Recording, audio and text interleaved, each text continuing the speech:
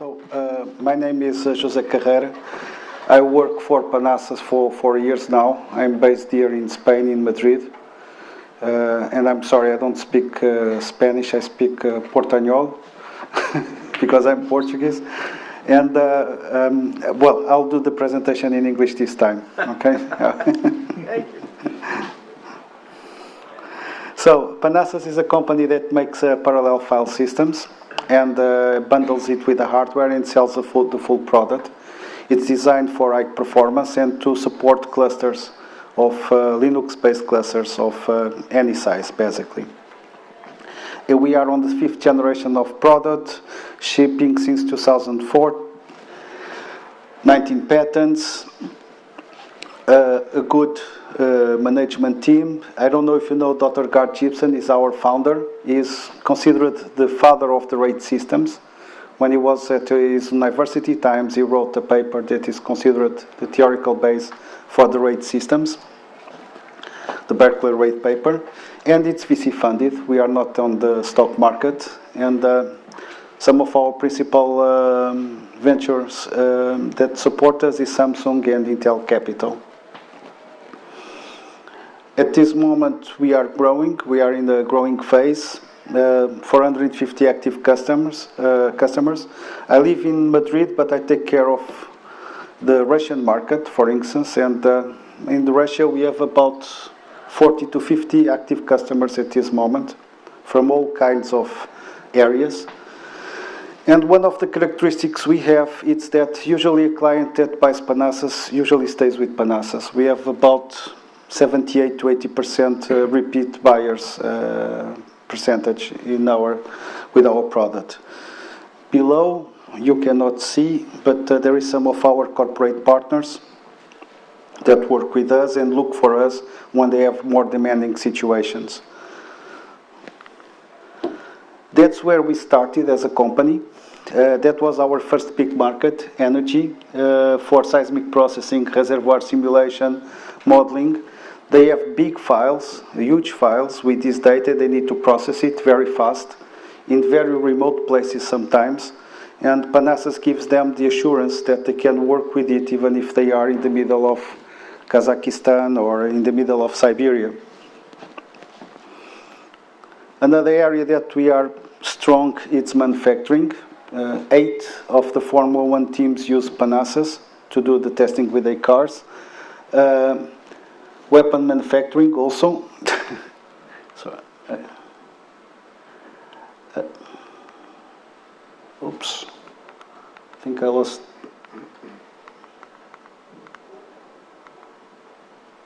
Okay.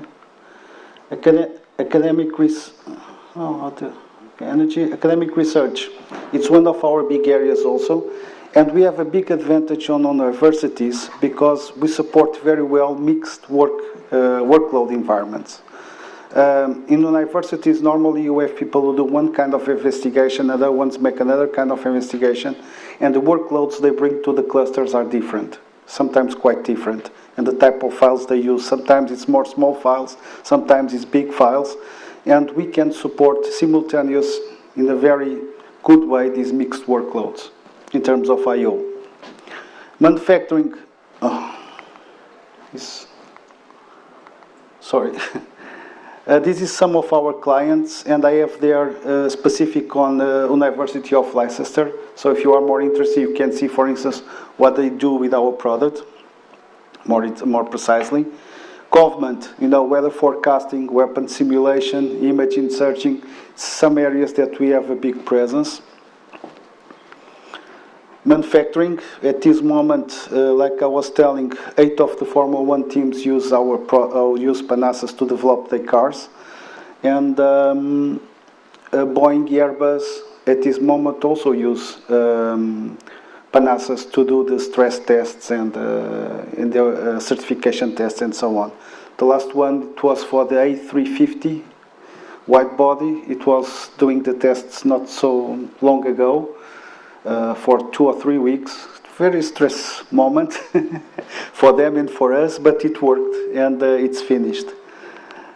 Another area that we are getting some traction is life sciences, and you see there are some of our clients. genomics, next-generation sequencing, molecular modeling and simulation. And as you can see, all of these type of clients have different kinds of workloads in the product. So what is our product? This is the latest model, the ActiveStor 16. We allow direct data access, so there is no hardware rate controllers, there is no heads that information has to go through there. When the data is sent to the cluster nodes, it goes directly through from the network. The only thing they have between the clusters and the storage is the network. And at this moment, a single system can grow till 12 petabytes and 150 gigabytes per sec. One single system. It's about 100 shelves, but you can grow more than that. We have a client that has more than that, but this is the numbers we like to present. And it has SSDs inside. So each of these shelves, the storage blades has one SSD inside and SATA disks. It's easy management, and that is a very big plus for us, especially for the commercial market.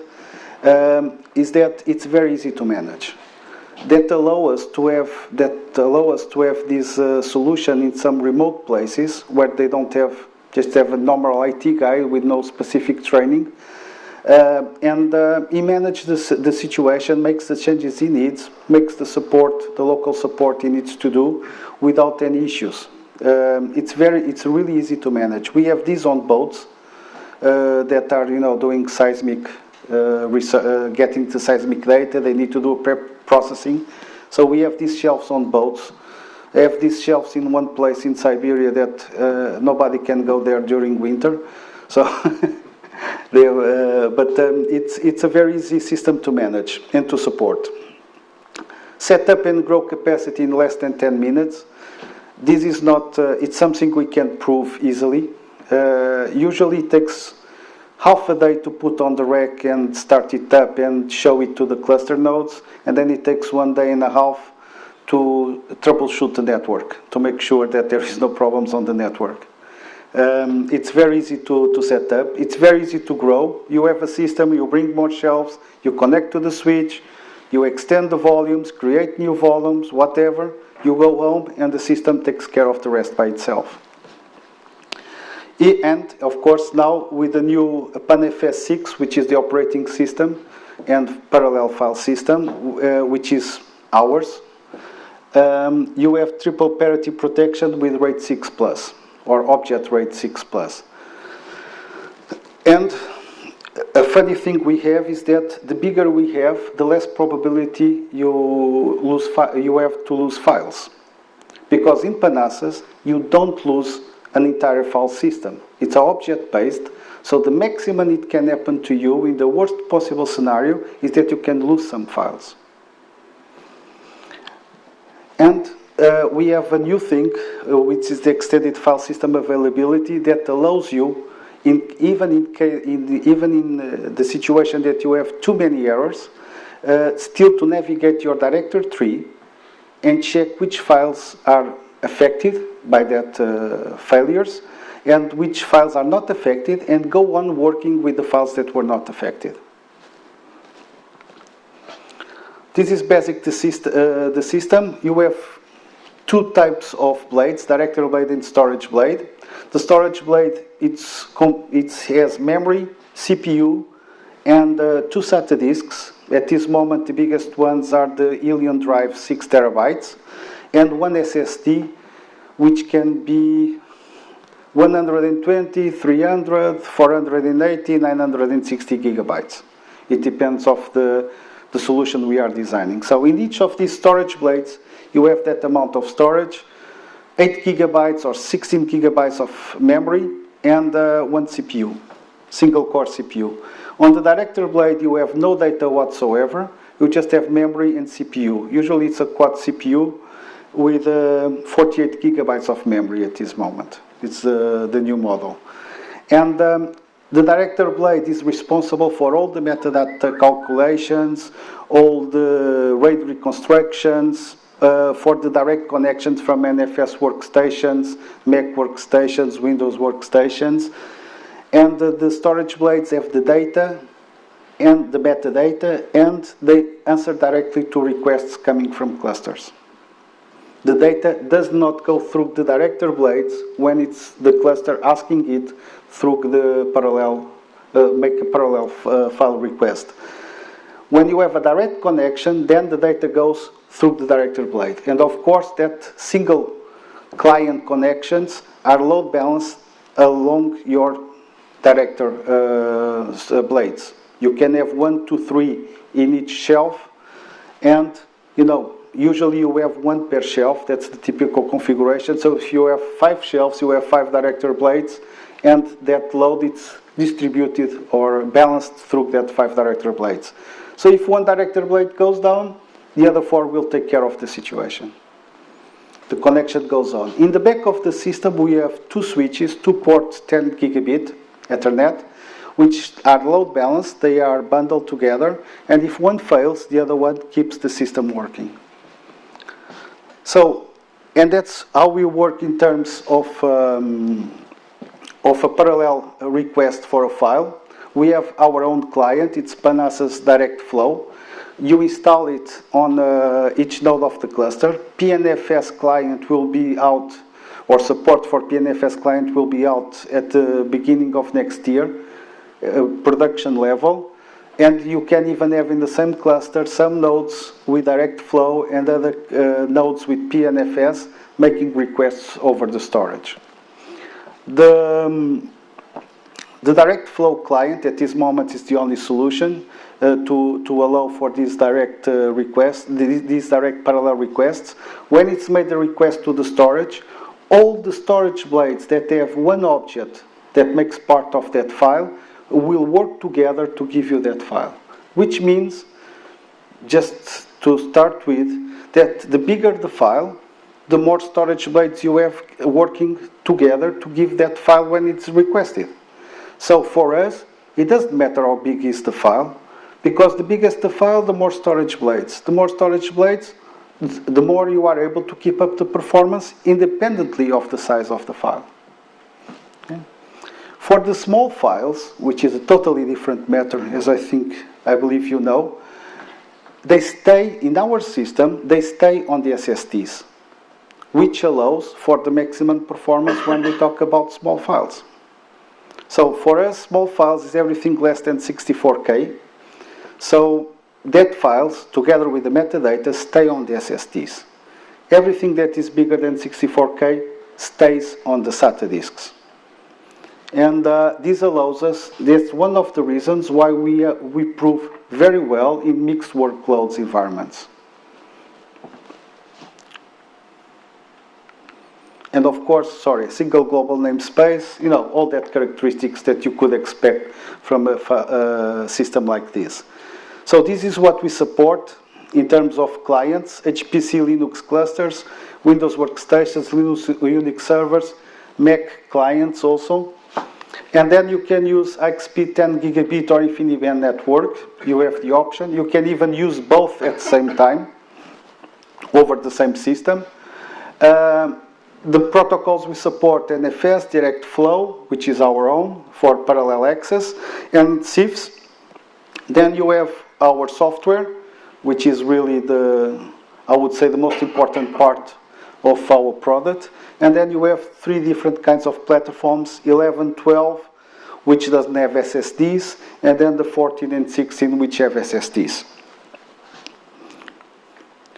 So, when it comes to our performance, what gives our performance? Direct data access, directly to the storage blades, in parallel. So, several of them will work in parallel to give you the files. Flash acceleration, the metadata is there. So it's also important for big files, and it's important for small files because they are on the SSDs.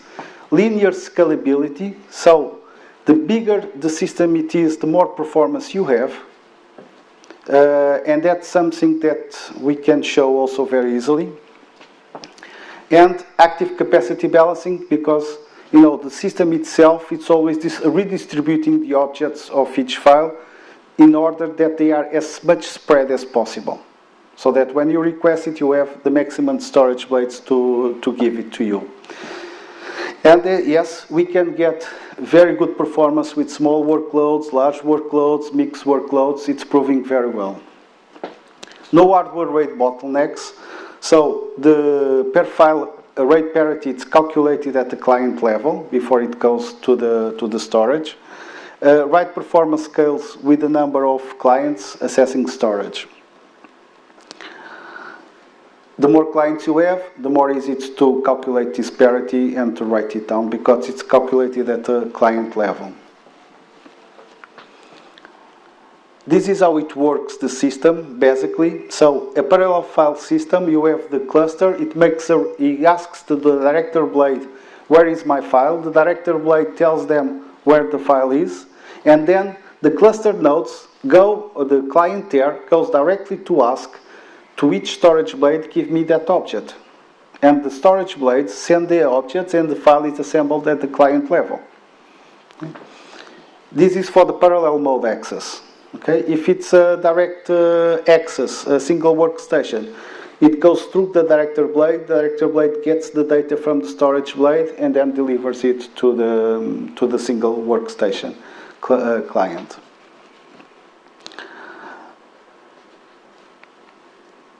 This is what we talk about linear performance scalability. The scalability, it's almost linear in terms of space and performance, which is not what you see normally in a NAS product. The reason for that is that there is no interconnectivity between the shelves, direct interconnectivity between the shelves. The shelves connect independently to the switch.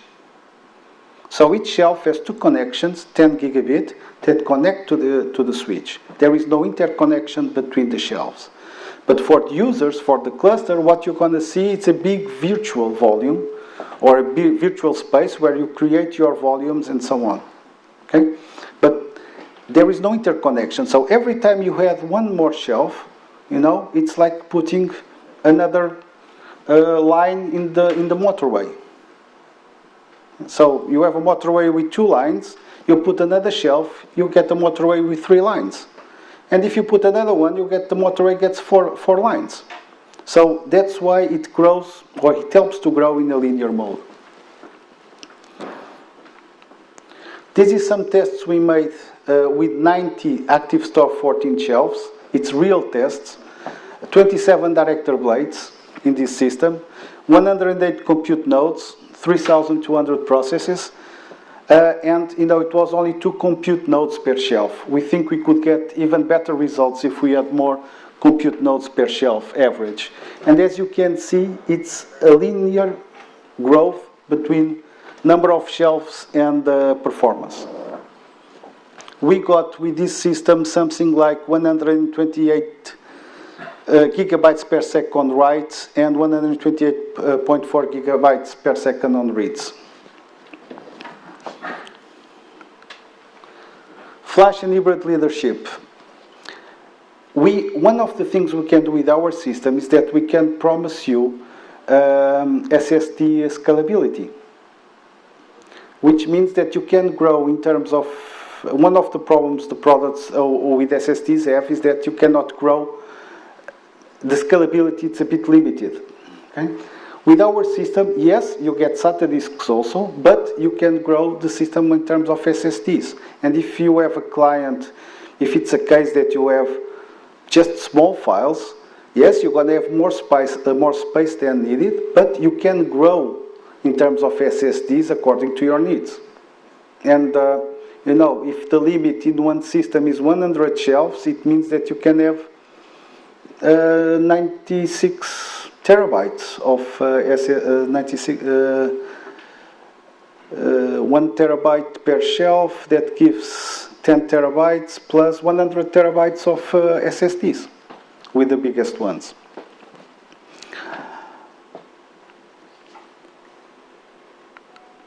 In terms of management and ease of use, we have a graphical interface that allows you to do everything in the system. There is a command line also, but it's a system that there is no specific commands that you just can do on the command line. You can do everything that you can do on the command line, you can do on the graphical interface. including diagnosing the system and so on, and seeing where are the problems, taking corrective measures, whatever it's needed, growing the system, etc. And changing the system according to the present needs and so on. And this has been one of our major points of selling, especially on the commercial side of this market, because it's really easy to manage. It allows to be anywhere without special resources to work with it.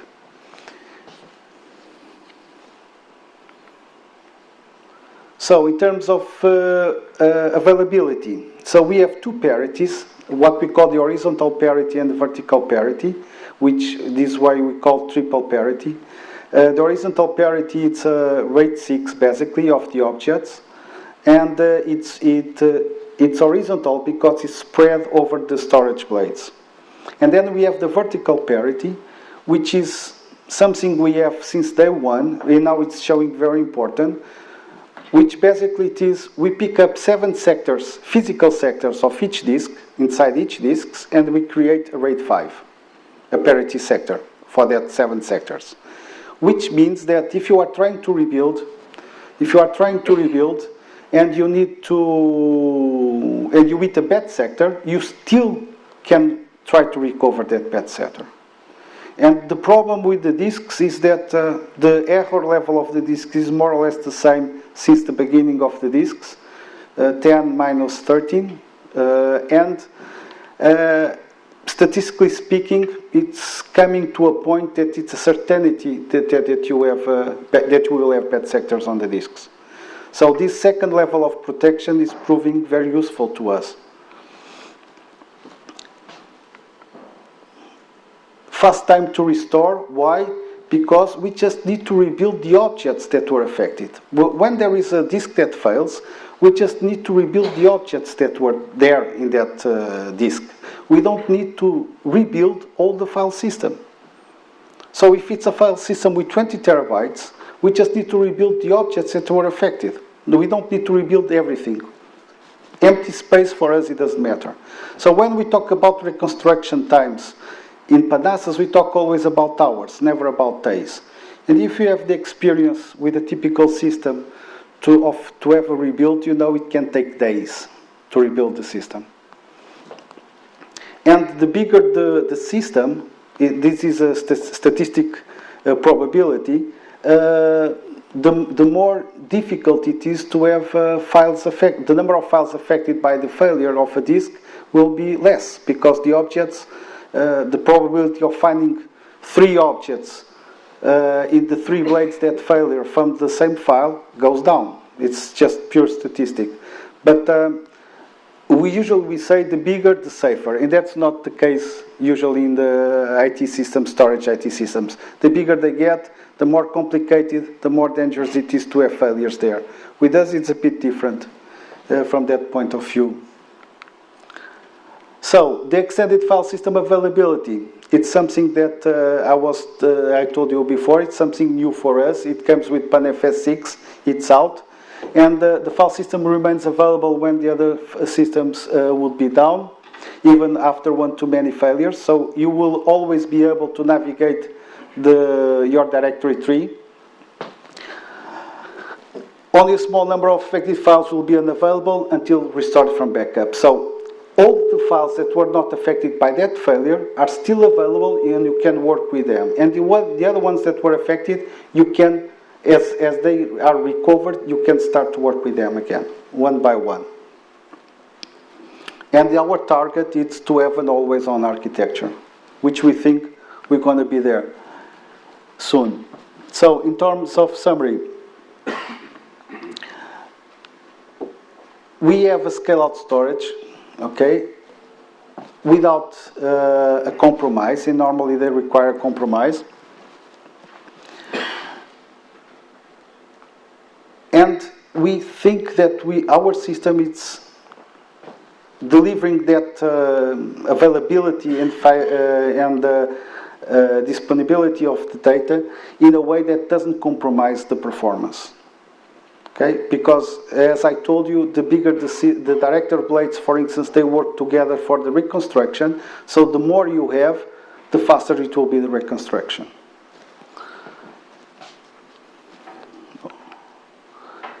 And linear scalable, multi-protocol performance, easy to deploy, manage and use, unsurpassed data protection, availability and disaster recovery. That's our catchphrase. And of course, you can find more information in Panasas and specifically about the ActiveStore 16. And I have out there some information on paper to give you if you are interested in having some more detailed information. Okay. Muchas gracias. Is there any questions? Yes? You can do it in Spanish if it's okay. So, is InfiniBand natively, or do you use router nodes? We use a router, a gateway, if you prefer. A gateway? Yes. So you don't have InfiniBand native so far, you have 10 gigabit? Yes, but the native part on your question, I always put between comments, because nobody has native InfiniBand. The only difference is that you put inside the box, okay, the conversion from whatever protocol to InfiniBand. Because I remember, I came from long time in storage, and I remember when the fiber disks came out. And everybody's saying, oh, you know, you have, my fiber disks are native. They were not for a long time. The only thing was, you know, the system was something else, and then they would put the conversions at the head of the system to fiber, okay? Yeah, well, I don't really agree, because I'm not converting 10 gigabit to InfiniBand, for instance, in any other vendors. I'm going there with a board that I'm going over PCI Express internally to go to InfiniBand. Okay. I mean, yeah, thank you. We use gateways, yes, which allow us to give InfiniBand to one cluster and give 10 gigabit to another cluster with the same system. Okay? So you can have a high performance cluster with InfiniBand going to the system, and you can have another workstations addressing it through 10 gigabit. We think that it's more, I would say that, more flexible.